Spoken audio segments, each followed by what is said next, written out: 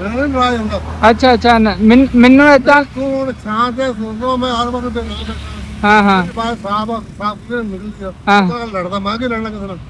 नहीं मैं लड़ने कब रह नहीं गया हाँ जी हाँ जी बाबा जी की हाल है ठीक हो तबीयत से ठीक है बाबा जी धुप ते बैठे हो हां बैठा मैं कर नहीं बाबा जी खाना खुना खादा जे खाना देना मैं खा लूंगा हाँ जी वो जो देना देगा मैं खा लूंगा मैं बाबा जी नाराज क्यों हो रहे हो नाराज नहीं होंदा मैं नाराज होदा दिया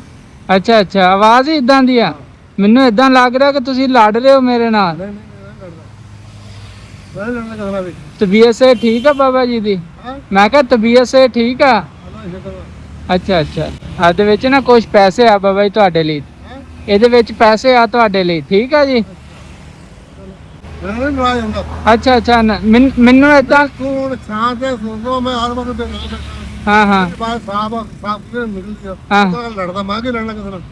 ਨਹੀਂ मैं लड़ने कब रह नहीं गया ਹਾਂਜੀ ਹਾਂਜੀ ਇੱਥੇ ਬੈਠਦੇ ਹੋ ਬਾਬਾ ਜੀ हां तो रोज बात है ना अल्लाह ਅੱਲਾ ਦੇ ਦਿੰਦਾ ਰੋਜ਼ੀ ਬਿਲਕੁਲ ਅੱਲਾ ਨੇ ਭੇਜਤੇ ਤੁਹਾਡੇ ਲਈ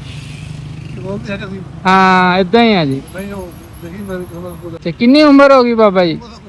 ਉਮਰ ਦਾ ਪਤਾ ਹੀ ਨਹੀਂ ਆ ਮਾਸ਼ਾਅੱਲਾ ਤੁਸੀਂ ਹੱਸਦੇ ਕਿੱਡੇ ਸੋਹਣੇ ਲੱਗਦੇ ਹੋ ਅੱਲਾ ਤੁਹਾਨੂੰ ਹਮੇਸ਼ਾ ਸਲਾਮਤ ਰੱਖੇ ਤੇ ਬਾਬਾ ਜੀ ਬੱਚੇ ਨਹੀਂ ਹਨ अल्लाह ही अल्लाह ਬਕਲ ਅੱਲਾ ਹੀ ਹੈ शादी नहीं कराई शादी नहीं कराई अच्छा अच्छा अच्छा